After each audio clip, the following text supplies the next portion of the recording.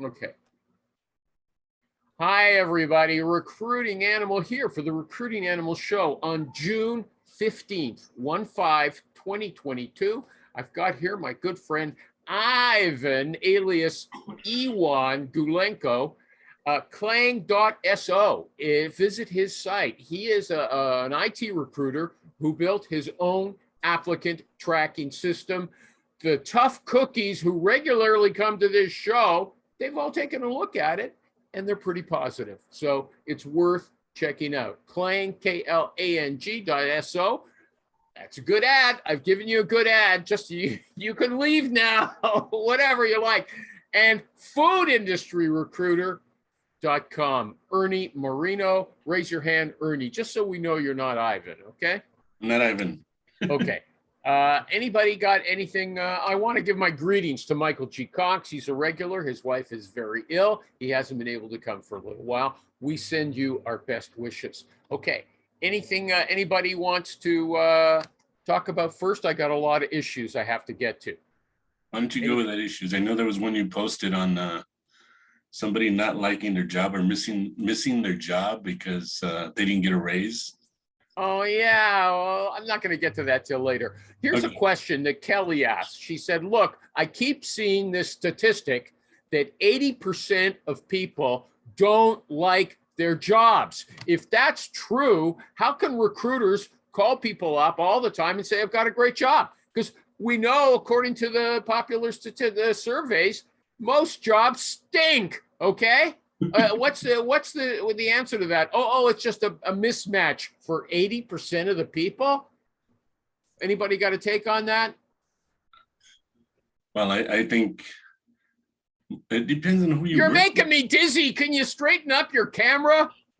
Is that better? Yeah. No, I was adjusting my volume. I was adjusting my volume.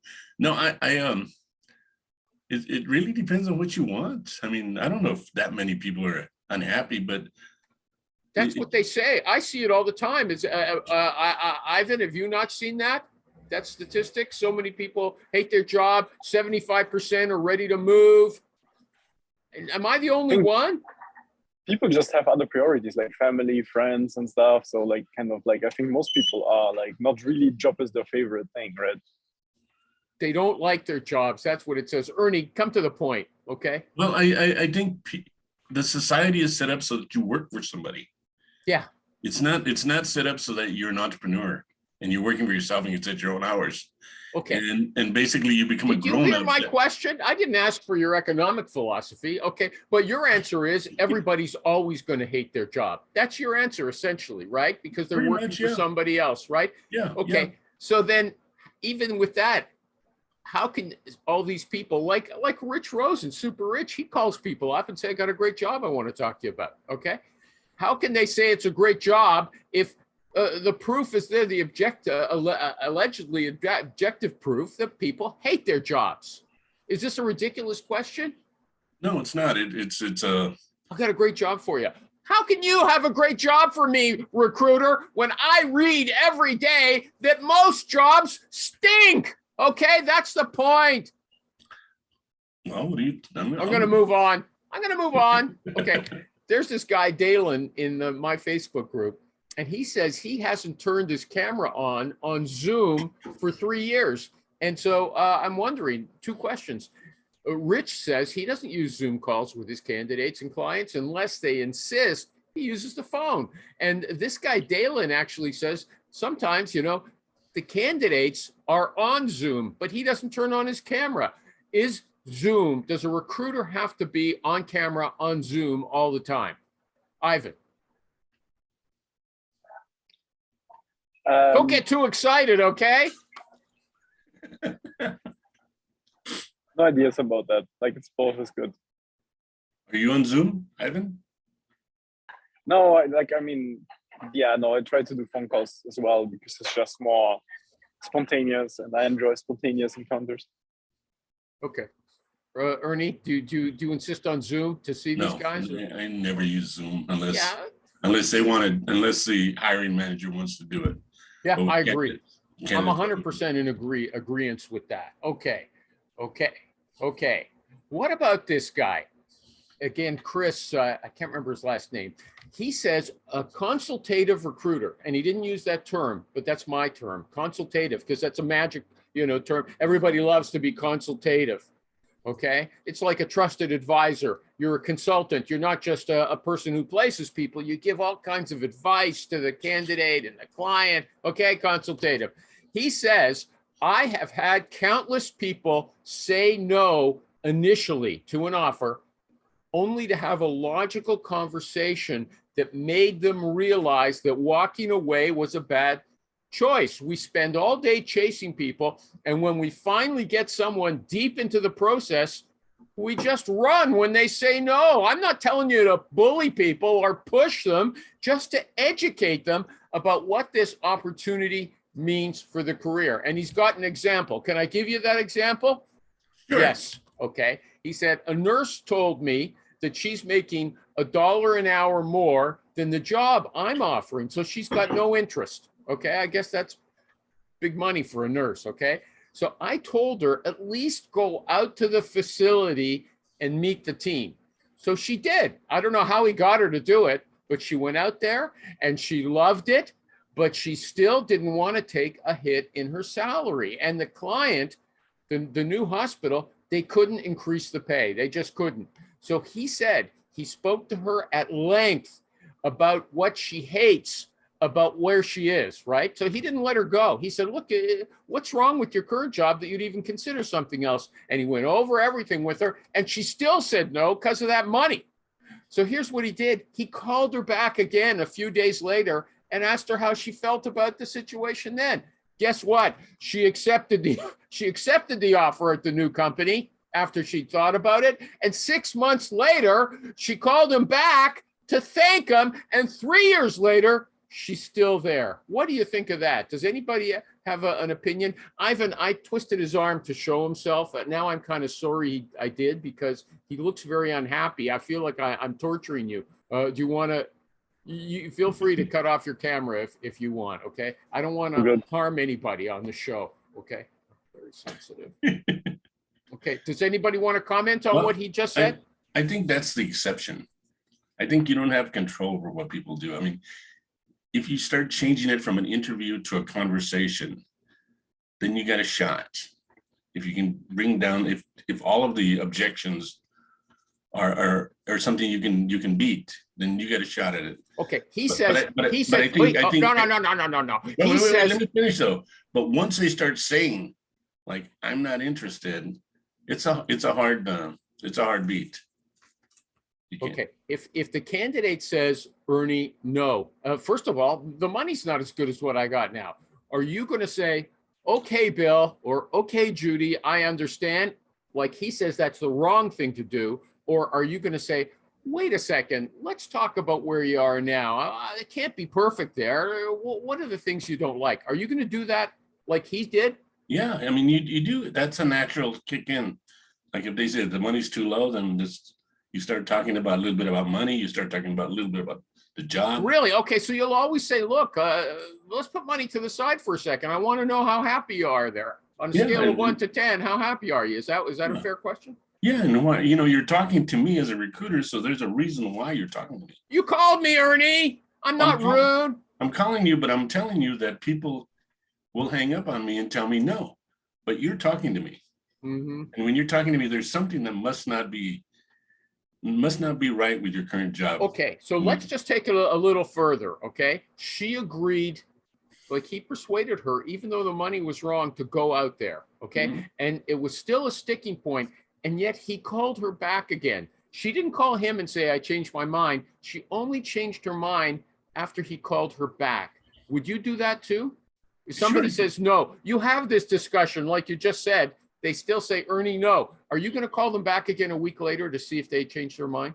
Sure. I mean, if they haven't totally taken themselves out of it, but the other factor comes in is, did you find anybody else? And if she's the only one you found, then you're going back to her and just seeing. But yeah, it's pretty normal. Yeah, Ivan, don't look so sad. I mean, pretend you're happy, okay?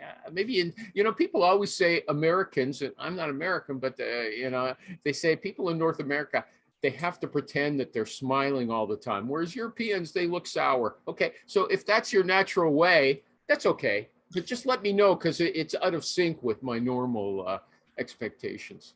Okay, what do you think about that, Ivan? If someone says, no, Ivan, the money's not right, are you going to say, wait, don't you hate where you are now? I mean, you can answer these things here because it's like all depends on the context the person is in, right? No, it I totally doesn't. understand. He said that's the way to do it. As soon as they say no, you don't accept no. You don't take no. You say, I want to know why you're saying no. Okay. And what is there that you'd like to change at your current job? You don't run them through that grinder. Sometimes yes, sometimes no, I guess. So. Okay, so okay, so you don't agree with this guy. Ernie does, but I don't believe that he follows the protocol all the time. Okay, and Kelly again. Kelly's a smart young woman. I don't know. Yeah, she's younger than me. Okay, I met her. She's very nice, and she said in response to Chris, she says, "How does a recruiter know what a career-making opportunity is for somebody?" She said, I am immediately turned off by anyone making such claims or assuming that they know, that a particular job is going to be great for me. Okay. Is she typical of most people? Because, that flushes out the consultative recruiter. Kelly, I got to tell you, this is going to be a good job for you. No, I'm not interested. Wait a second. Don't say no so fast. She doesn't like that. Okay. Does anybody think that's a common thing, that you're actually alienating people when you don't take no for an answer? Well, I think if you have, if you're in a situation that you know the job and you think it's a great job, you'll tell them that, and then it's your job there to convince them. What percentage of your jobs do you think are great jobs? I think all of them are great. In the okay, sense that, there it goes, Ivan. Well, Mr. Smiley, let me tell you why, though. I mean, that's okay. I think they're great jobs because they're great people that they're working with. The people that I like, that I would go work for. My job is to convince them that these are good people. Okay, so you only take jobs that you think are nice. Ivan, do you want to talk? I mean, you vacated the physical sphere. You can speak from the angelic sphere if you want to. No, okay. I didn't want to twist it. You still with us or not? Okay. Somewhat. I take no for an answer. Okay. So with this thread, it went on, and a woman named Allison said, why don't you follow the Reddit thread r/recruiting hell, where you can see what the candidates really think. So that's Reddit, REDDIT, and then they've got these little subcategories. So this is r/recruiting hell. Okay. And I went there actually. And there are some interesting things there. Okay. Have you ever gone there, Ernie? No. But it goes along with the experience of the recruiter. Some of them sound like they're reading off a script, and others come off like they're Rich Rosen Jr., Yeah, well, I think that some people, if I push somebody, I say I'm pushy. Okay. I'm just not good at being pushy. Rich has sort of got a lighthearted manner, so he might be able to push him in a way that's not offensive. Okay. Yeah, and that's where the experience comes in. Uh-huh. When to back away, when to go forward. Yeah. Okay. It's like boxing. I don't know anything about boxing. You might want to explain what you mean to me. Well, sometimes you gotta jab, sometimes you gotta slug, sometimes there's a routine but you're listening. Did you tell us that you were a street fighter when you were a younger man? No, I was the one that was watching. Oh, okay. As a spectator. Okay. No, but it's like looking at how people react and listening. I think that's the key, that you're confident and you're listening to people and you take the cues from the listening. Yeah, but you know what? I think there are recruiters who get someone on the line who has maybe been burned by recruiters who didn't return their calls, or they got them to an interview and never called them to tell them, what the outcome was, when they were rejected. So they might have a legitimate reason for being disliking recruiters. And there's recruiters who will call an angry person like that up, who's disrespectful, and turn them around. Okay. There's turnaround. It's a real skill. Okay. So I don't know how to do it. It's an art. You got to learn it, you know, and it takes practice and it takes making mistakes. And a lot of people think that they could just sign up on day one and listen to this one trainer and then they know how to do it. But you got to jump into the ring and make your mistakes. Okay. Yeah. What about Ivan? If you're still here, I was going to quote you on the job hopping. You said, okay, job hopping. Okay, somebody has posted a recurring idea that job hopping is the best way to get a raise because hiring budgets are higher than retention budgets. And thank you. Ivan immediately said, this is short-sighted. Job hopping kills careers. Do you have any proof for that? I mean, I don't even know, like retention budget that, like, I guess this is really a thing, like amazing that this exists, of course. The person wanted to make a point that like, yeah, you have to change jobs to make more money, which generally probably is true. But it is like, especially in Europe, not a good sign if you leave all the time. And at some point, like after, let's say 3 job hops where you have like 1 year or 2 year stints, like then some companies will just not look at you. They will not even consider you to invite you for the first interview round. And this is the definition of destroying the career, right? Because then you cannot access opportunities because your resume looks like you jump around. And then for us recruiters, it's very hard to represent such people, right? I always have them to say, hey, look, this person, the first job change is because they changed locations. The second one is because the startup went bust. And now they are like in a blah, blah, blah situation. Something is really like not job hopping, but it's like circumstances of life. And this makes the selling of the candidate so much harder. I can't even put it in words. So, okay. So sometimes a few short stays, they're not really job hopping. There's circumstances like startup problems. Okay. So what do you recommend if their company doesn't go bust? What are you looking at? 5 years, 4 years?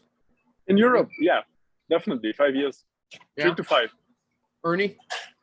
No, I think you should job hop until your little heart's happy, you know, and it shouldn't stop you. I mean, if you make a lot of money and you have a reason for each time you job hop, and sometimes you'll ask him, looking at your resume, could you write a separate piece and tell me why you went from job A to job B to job C? And they will tell you. And yeah, but Ivan is suggesting that the employers don't want to have to rehire somebody every 2 years. Okay, is that not an issue? Well, it becomes the issue in terms of money. Are they paying or not? And what the employer wants at the time. Right now, there's certain positions are hard to fill, and they are paying money. I mean, take somebody like a supervisor. 3 years ago, you paid $55,000. This year, I placed somebody for $80,000 for a supervisor position. Same role, probably less responsibility, but they got $80,000. Supervisor salaries are going up to $70,000, $75,000. Nobody pays $50,000 anymore. Okay, so they're so desperate, they don't care how long you've stayed at the other jobs. Ivan, you're not encountering that then, eh? Of course, this plays a role, right? So anything where you have like a talent shortage makes the situation such that people are like, okay, this person behaves in a very bad way in the interviews, but we really need the skill, so we hire the person. Same goes for of course, like every market situation, which is like very painful for companies, makes them ignore problems, right? But it's still a problem. Okay, well, listen to this recruiter. Her name is Sarah. She said, this is a story I don't really understand. I wish she was here and I could ask her. She said, for 4 years, I worked diligently as an in-house recruiter. I trained the new recruiters when they came on, and then I discovered that my salary was $5,000 less than theirs. I can't understand that. She said she put up with it for a while, and finally I asked for a raise to match the new team members I trained. Company wouldn't do it. Another company offered me $12,000 more, and she moved.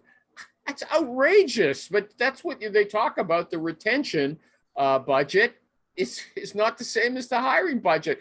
$12,000 more for the same kind of job, and her current employer wouldn't give her a raise. It's unbelievable. Hi, Sasha.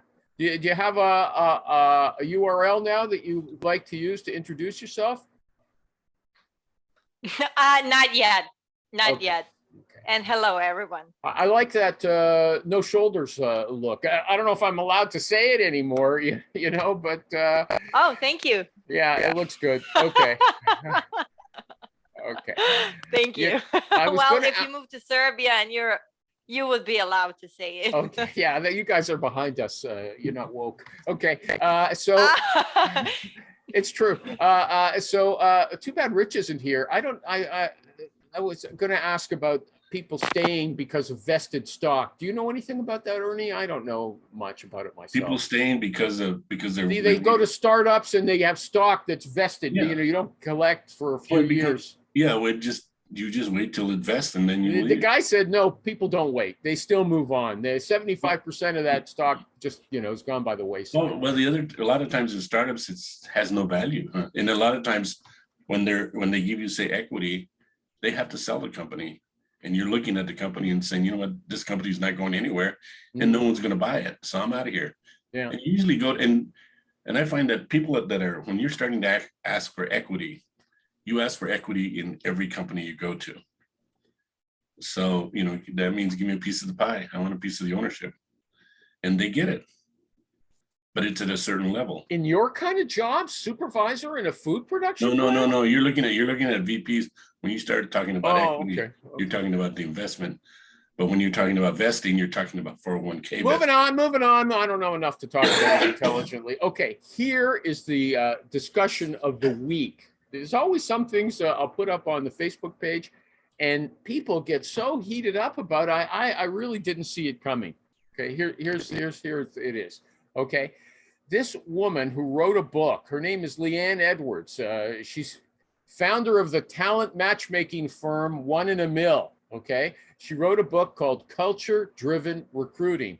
She says, when I was hiring for an internal recruiter, I asked questions like, tell me about a recent article or magazine that was awesome and absolutely blew your mind. She said, and the reason for that question is I want to know if they're spending some of their free time, you know, during a commute or on a Sunday morning, drinking coffee in bed, if they're spending some of that time to grow professionally, because this is important to our culture. And these people went nuts. They said, it's no business of hers what I do in bed, okay? Or they said, I've got 2 kids. I don't get to have coffee in bed on a Sunday morning. Or you've got no right to demand that I work outside of regular working hours. And finally, asking me what I read invites bias because it might be, you know, some religious material or something like that. So who's going to take Sasha? What do you think about that question? I thought it was a decent question.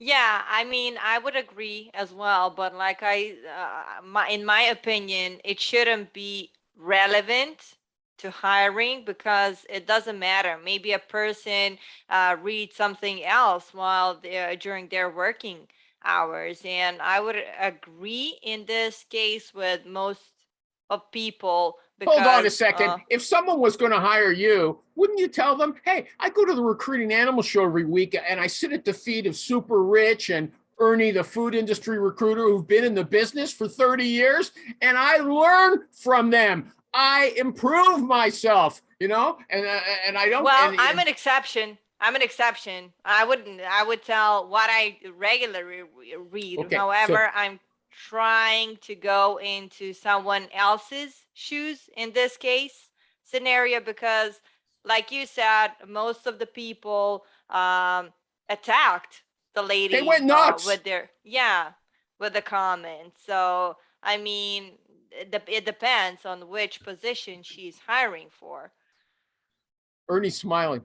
And I'm laughing because as I hear you come and make comments, right, I'm thinking, you know, you're great practice for objections and stuff like that. I never get any candidates or clients that are crazy as you. Okay. But yet it's good to come back and it's good to, you know, you're able to deal with that. So anybody else is like, they're amateurs, you know. Well, I had to ask this question once on a project manager's job. They said, find out what they, what they're reading, how they stay up to date on the profession. And I got to tell you, 99% of them were like a deer in the headlights. I don't know if you know that expression over there in Serbia, Sasha. It means like, I don't. the deer, I you're don't. driving down the road at night and a deer is on the road. It hits the headlights and they freeze. The first thing they do is freeze. So these guys would freeze. And can you please repeat the saying? It's like a deer in the headlights. You shock somebody Deer- so much they freeze. Okay, that was my experience. They Something didn't have like out anything of to the blue. say. Yeah, they didn't say, "You bastard! What are you asking me that question for?" Or "How dare you suggest that I should read something after Right. work?" Anyway, that was I fun. think the important part of that question comes with they're not the answer so much as the emotion. Because if they get all crazy on that question, you got to ask yourself, do you really want them on your team? Like, What about this, Ernie? What if they say, "Look, I read stuff, but I read it on the job"? Is that a fair question to say, "Hey, look, I read stuff on the job. I get paid to It keep is. myself up." They might not like that. A company might not like a recruiter or anybody else saying, "Look, you're not supposed to be reading when you're working for So then me." you say, yeah, okay, that's cool. So what are you reading on the job? What kind of Okay. let's go with it. Let's Okay. go with it. And you Okay. start but you find that people that are reading on the job are also reading outside the job. Well, know? they said, "No, I'm busy with the kids, or I'm reading about my religion, or something like that." But Okay. it's whether or not they're a reader, whether or not they're a learner is what you really want.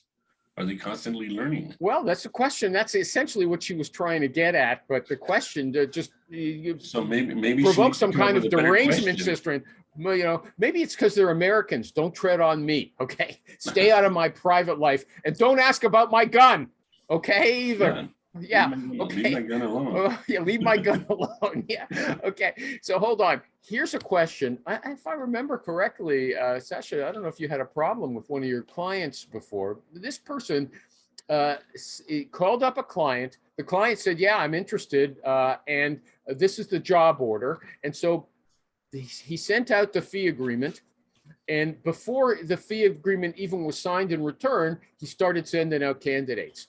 And the client then contacted the candidate directly and said, "That recruiter's not really working with me." And they cut off all contact. So this recruiter did not have a signed fee agreement, but people were telling him, "Look, they didn't sign it, but they accepted resumes. And, you've got hopefully some record of communication by email. That should be enough to prove that they accepted your service." Is that Ernie, what do you think about that? It depends on the state. It's all state law. Uh-huh. And it depends on how much you have and what this person actually got in terms of the recruiter. They're interviewing, the recruiter got nothing yet. I mean, but they're interviewing his candidate. And the candidate said, "Look, the client called me and said, you're not a real business." And I read a lot of the answers that people put, and they go, "Now you got a sourcing company, go after them, go." Yeah. Oh yeah. You said, forget about it. You said, forget about it. Because you got to focus on the job. You don't focus on, now I'm going to go after every job this guy has and try to find a company that has these kind of jobs and take them away. You're going to be wasting your time. Just focus on making a placement and focus on the job. You invoked the Ernie rule. Okay. No drama. No drama. Pick up the phone, move on to the next call. Sasha, what do you think? He's an old timer? You're a newbie. What do you think? Well, I wouldn't make that mistake, and that is the one You froze. I joined the recruiting animal show before I even started. I need to. My reception today That's is okay. critical. It's okay. It's okay. Very critical. Let's see if Okay, Ivan. nonetheless, go ahead. Go ahead. I would move on. I wouldn't waste my energy and time if I made that mistake at the beginning. However, I didn't. But I think it's a beginner's mistake. Before you even start with anything, you need to do your homework, making sure that you research all of the aspects. No, the issue is getting their signature on the document, so you can take the report. But I've done business with people where I don't have a signature. and I've made placements, multiple placements. And Really? yeah, I mean, a lot of it depends on your relationship with the person that you're dealing with, whether it be the VP of HR, the president, the hiring manager, and how much authority they have, and how much respect they have for you. And they can push it. I mean, I've had a Yeah, situation. are these people you've dealt with before? Because some people seem like the nicest people in the world until they stab you in the back. Okay. Yeah, no, and that's where you just talk to them, and you try to have a conversation with them, and figure out where they're at. Yeah, they'll surprise you. Ivan, are you out there in the ether? Do you want to have a comment on this, or should I leave you alone? Okay. No, I agree with Ernie. It's like you can have basically success by being super quick and not too much, like, you know, just getting the thing done, right? But I see how you can get screwed as well. So it's like, I mean, the personal relationship is what matters the most here, I believe. So, You know, I'm just going to say, excuse me for dwelling on this, but Ivan looked a little cooler than usual today to me. I'm surprised he doesn't want to appear. His hair's a little I longer. was going to say that. Yeah, He's got that jacket on or whatever it is. He's out because he's out in public. So keep that look. He's giving Sasha some competition there. There you He looks go. a bit like a French Laughing my actor ass from the off. They look like 1960s. they look like movie stars. Yeah, okay, I'm with that. He's French though. She can pass. She's French. Okay, let's see. Okay, do candidates care about the CEO? Everyone's always talking about the CEO, and there's these egomaniac CEOs like from Tesla and Amazon and Bill Gates. Do candidates care about who who's running the company? Ernie? I don't think so. I think number one, how the company is viewed is one thing, but when you get hired by a company, your whole world revolves around your supervisor. And whoever your supervisor is, if they treat you like crap, it's a crap job. If they teach you gold and they protect you from all the BS around you, you're happy.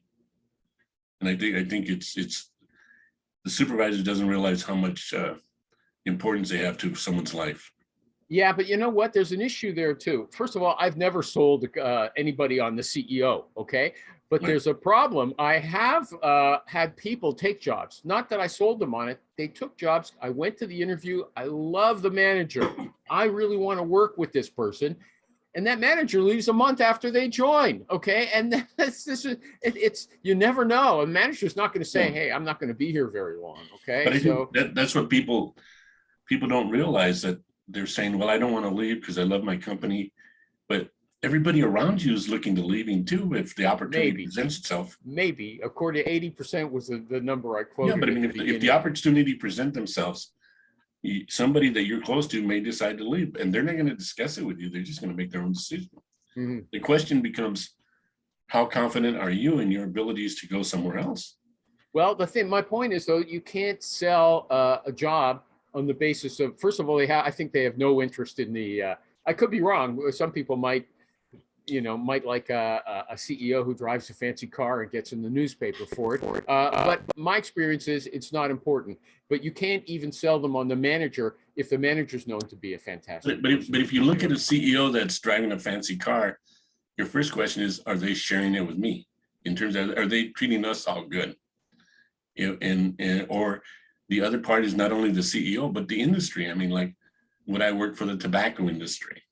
Would I work for an alcohol industry or whatever? And okay, I'm thinking more like if you go out and meet the team and you like them. Okay, that's probably because there's. But not if they're selling tobacco, and I'm so anti. Okay, well, that's another issue. Okay, Sasha, you want to comment, or is it depends. Yes, I want to comment. I think that they cannot be sold on the CEO because some of them may never have chance to actually meet the CEO in person, depending on how large the company is. Other than that, one of the good things, how can they be sold on the job position, is to ask what is your company's culture? Or why do you love this company? I was being asked why I love the company, how long I am with the company, why am I working for them, what are the good things, what are the bad things, and I would share everything related to the company. And in that essence, it doesn't matter if their manager is gold or not, if the company culture is good. Okay, see, that's the tension between the institutionalized culture. I'll get to you in a second, Ivan. Between the institution that's not specific to the people and the individuals in the company. Now, whether you can maintain an institutionalized culture, even if the people change, that's an interesting question. I don't know. Ivan, were you raising your hand to talk, or? Yeah, so like I sell companies on the CEO all the time. Like, I mean, we have one company where the CEO wrote a book about programming for kids. Yeah. Okay. I mean, is that like, a small, but are those really small companies? Is that, no, is that what this is a big one. This is several hundred people company, and you can meet the CEO. This is actually like the main feature. So the company is several hundred people big. You can meet the CEO. The CEO wrote a book about programming for kids. So the CEO defines everything. Like, if the CEO owns the company, he has big impact on the company, right? He can define many, many things. So in my opinion, it's one of the best things to sell. Like, I mean, you can totally sell a company on that, right? Because like the impact of an owner CEO can be very, very high, right? I mean, who doesn't want to work for Elon Musk? Even if you never meet him, like you want to work like. But what I was thinking of him, like, what does that mean? That the company's is it because of him? He's exciting. It means the company's really dynamic. No, the company's dynamic in spite of him, isn't it? Well, you take Mark Cuban. Yeah. Okay. Go ahead. Take him. You know, he's all over the place. He's got the basketball. Right yeah. You know, but does it really matter to you in your life? But when you're talking about, I think Ivan brought up a good point. Is it an owner that's a president, or is it a president who's an employee? Mm-hmm. And will they be gone? And what's their interest with the company? Okay, well, his issue is that, you know, how much even a president who's an employee can have a big impact on how much does it affect the company? I don't know. And the thing is, though, the candidate perception, they might be swayed by the image of the CEO. It's possible. I don't know. I've never seen it. And then all of a sudden you get hit with, you know, take something like Ben and Jerry's. Everybody loved the ice cream. It was social conscious and everything. And then they turn around and sell it. And then what happens to the people? What happens to their philosophy? It's controlled, you know. Well, they still try to maintain it. They're quite controversial. No. But I mean, it changes everything. And I think everybody should realize that if they're growing a company, it can go either 3 generations into the company, or it's going to get sold. And a lot of times the children or the grandchildren of the owner don't want anything to do with the company. Yeah, I think we're going off. I'm going to cut you off, Ernie. I don't like where you're headed. Okay. I'm heavy, accent man. I'm bias. Heavy, dude. Accent, heavy. Yeah, accent bias. Okay. Here's this guy said, people like people who talk like they do. A Georgia accent will sell more in Georgia than a New York accent will. It's human nature. I agree with this guy. Anybody want to? I don't like this topic. I don't like this topic. It has nothing to do with the accent so much as the culture. And the culture has to do with, in New York, everything's moving quick, fast. You go down south, it's slow. And it's a different way of talking and dealing with people. And can they adjust? And somebody coming from the south going up north, you know, you just got to live with where it's at. But these two, we've got 2 examples of people who don't live in North America. Their English is excellent. It's actually not an issue. Let's take it from one of their countries. Like, where would you go that you wouldn't feel like it was the right country for you? Is there such a country? How do they know? I don't know. That's what I'm asking. Ivan, how many countries have you lived in? 2 or 3?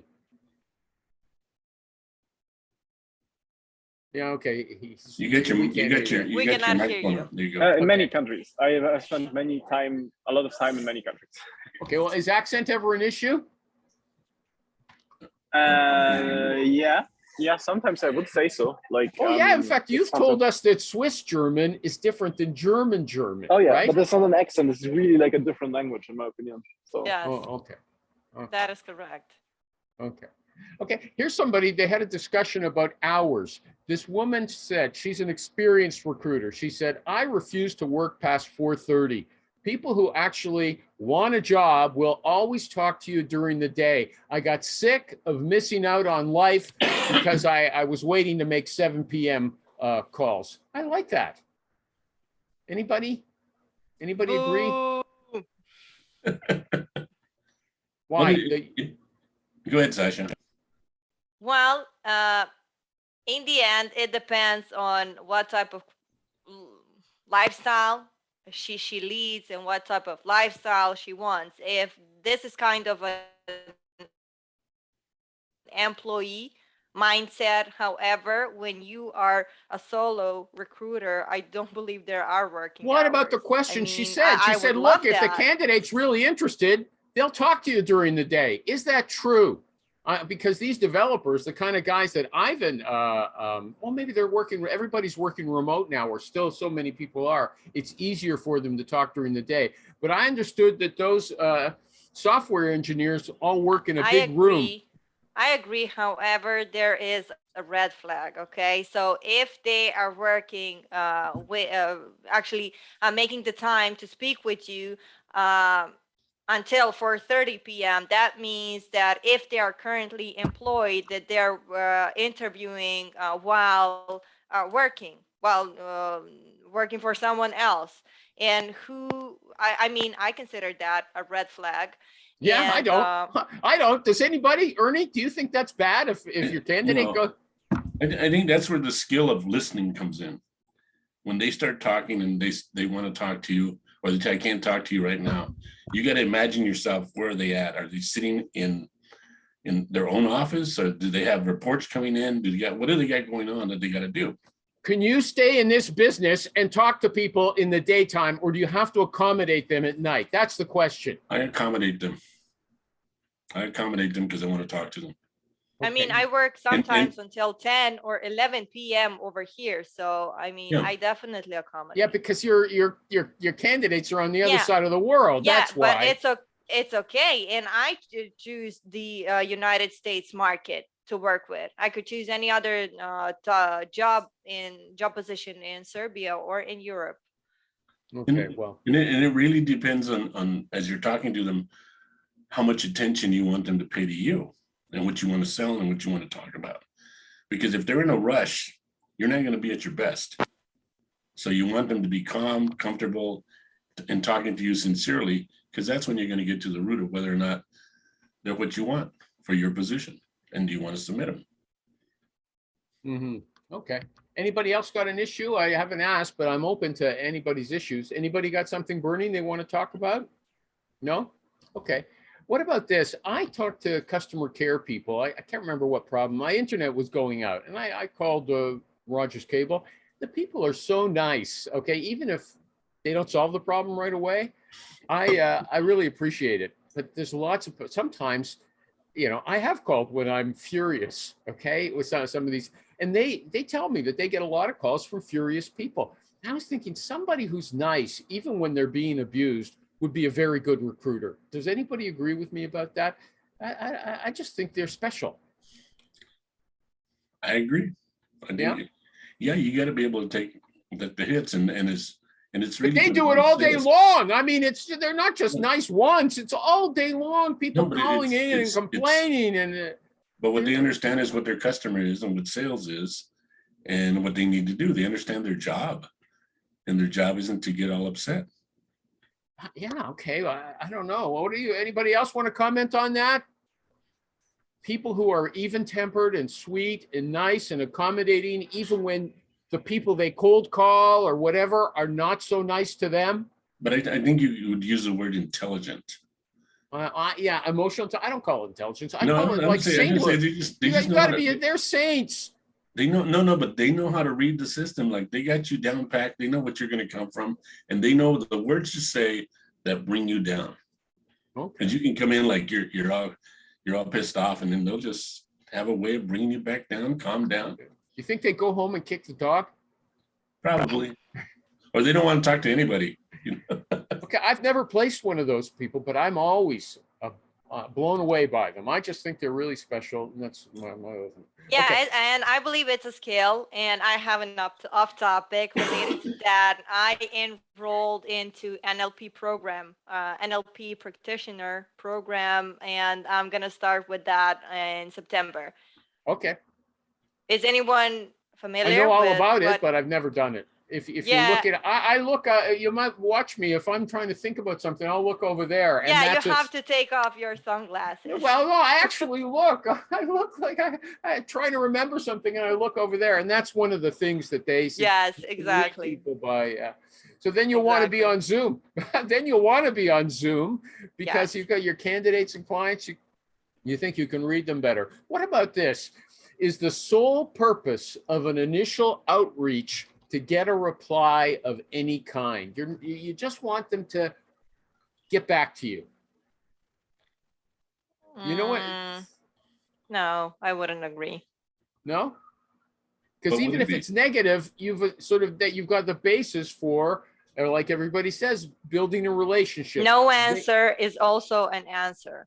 So I don't know if continue you're right on. about that. I think a no is different from a no answer period. Okay. It says, I know you. Okay. It says, I've seen your message. No answer. You don't know if they know you. But you know, a lot of times that if they've opened up their email. Wow. Okay. You've got the software that shows you if they click. Is that, what are you using? Luxo. Oh, Luxo. Okay. Yeah, I mean, it shows when they open it up or. You know about that, right, Sasha? yes, I do. Okay. I do. However, I think that the not so good thing about that is that they are able to see that you're using some type of tracking system. Yeah. Can they? All the time? I don't know. Okay. All I know is if they don't answer you and they don't, the ones that don't answer you, you don't know. The Mhm. ones that tell you no, it may be no for right now. Yeah, that's my point. Okay. If Ivan, is Ivan still here? Yeah. Yeah. Oh, that yes, that angelic yes. And then he went Okay. off. I'm wondering if this is Ivan's. The Ernie rule is no drama. The Rich rule is, if the client's difficult, walk away. I've got the 10 rules now, right? This might be Ivan's rule. Okay. It's a 5-minute call is better on the phone with a candidate than email. In fact, you said, here's what I'm trying to put it in your words. You said that you actually say to them, a 5-minute call is better, trust me, on the phone. I'll give you all the details, the good, the bad, and the ugly, than email communication. So how would we put that? Convince a phone call is always better than email for a job presentation. Is that your rule? Is that the Ivan rule? Absolutely. so You have stiff. you always have like a better outcome if you talk to people live in a synchronous way than if you send emails around. This is what many tech candidates require from you, right? They're like, just send me everything in email. I want to read the job description. I'm like, okay, sure, I'm going to send you the job description while we're on the call. This makes a big difference, right? Because they will misread Oh, this things, is some and I can correct Grant those things. Cardone tactics as well, tips and tricks. that I what he knew said? that. I know that because when I was watching his sales videos, he was like, "Oh, make sure to follow up with an email while on the call because that will show the client that you actually know what you're doing. You are on top of everything you do." So. Yeah, but I got a question. When you're telling people that, listen, a phone call is better, you're telling them in an email. Is that right? Yeah, well, yes, because how else will I communicate with them? But when I'm on the call, I do send written information. I totally do send written information. Okay, but that's not my point. I want to know how you get them on the call. Like, are they going to get turned off by you? Say, what's this recruiter pushing me to get on a phone call with him? He thinks he can suck me into something better? No, I don't need that. Or how do you actually get these people who are resistant, who don't want to be called, who are kind of, I don't know if they are on the autistic spectrum, your candidates. How do you get them to agree to be on the phone? That persuasion, the line that I read, trust me. Yeah, that like, trust me, it's going to be better. Is that? Ivan, do you text, call, and email them, or what do you do? What's your process? If I can, oh yeah. Oh, if I can, I do all of that, of course. No, what is the first thing you go to? I think text, because I mean, no, if I have the phone number, I try to call most of the time. This is for his initial outreach, everybody. Ernie didn't explain the context very well, okay? Ivan's initial outreach method. I'm assuming okay, your method, Ivan, your initial outreach is what's first? I mean, this was what like, it's Okay. like if I'm, depends a lot. But like, I try to make it as most comfortable for the candidates. But actually, the rule is to make it most comfortable for the candidate as possible. But Ivan, you have a resume in front of you. It's a referral. What do you use first? Do you email, do you text, or do you call them? Late in the evening, I'm tired, then I text. In the morning, if I'm in a good mood, then I call. Like, see, that's the wrong thing Ernie asked you. It's you found the person, you sourced them. They don't know you. You don't have a resume, and you go out to them cold. How do you do it? Okay. So I'll tell you the super rich way. You email, you phone the next morning, and then you text them. Okay. Sasha, and then you voicemail the hell out of them. What? What do you do, Sasha? I would do a call. She told you already. Phone. No, but she didn't get to talk, But you had to talk. No, but I want to get to this thing with Ivan. There's the word, when I read it, I found it compelling. He said, trust me. That seems like a good phrase. Do you find it works, Ivan? I like it. Trust me. Maybe it works, maybe it doesn't. I hope it does. You put it in there, but the thing is, it's not like, it's just, all you're saying is a conversation where we have a give and take is going to be better. What they might be afraid of is that you're going to push them and they're going to feel uncomfortable saying no. Maybe you should tell them up front, look, if you're not comfortable with it, you're not interested, I'm not going to push you. You could warn them. Is that bad to say, I'm not going to push you, when we started off the show with that guy says you have to push everybody? You don't, by how you carry the conversation. I'm not going to push you. Don't tell them at the beginning that you're a softie. Okay. What about, here's a girl who's not a softie. Sasha, should you tell them, if you want to get them on the phone, you've got these software developers that Ivan's dealing with. They're very sensitive and picky. And should you tell them, look, just get on the phone with me. I'm not going to make it uncomfortable for you. If you're not interested in the position, I won't press you. Should you let them know that? Or should you leave the door open that you will press them? Well, I would tell them that I wouldn't put any type of pressure on them. If it's worth their time, I mean, they're gonna listen. If not, okay, you weren't here for the nurse. You weren't here for the nurse story. The story where he sold that nurse on the cheap job. There was the nurse story. Yeah. Oh, I missed it. What was the nurse story? It's like saying, I'm not going to hit you, and then you hit them. Yeah. Well, it's bait and switch, right? Yeah. Let me bring up one other thing before you go. It's a side note. Okay. You said you have 10 rules, right? Yeah. Of recruiter rules. Yeah. You need 2 more so you could have the 12 commandments. Okay. The 12 commandments. Oh, okay. Yeah. 12 commandments. Not everybody agrees with those rules. Okay, so I'll do that nurse story again. I think that nurse story is vital. I think it's essential. Everybody says recruiting is selling. I think it's great. Okay, I want to thank everybody. Food industry recruiter Ernie. Thank you. Sasha Tesanovic. She will have a URL, a domain name that you can spell in the future. Soon. Okay. Okay. Yeah. Yes. And Mr. Cool, Klein.so. He's got his own applicant tracking system. Go say, anybody got any parting words? Ivan, are you still married? He's never been married as far as I know. I don't know. Maybe he's changing clothes and all of a sudden. He's just trying to look cool. I'm surprised he doesn't have a cigarette hanging out of his mouth like Jean-Paul Belmondo or something like that. Bye, everybody. Thanks a lot.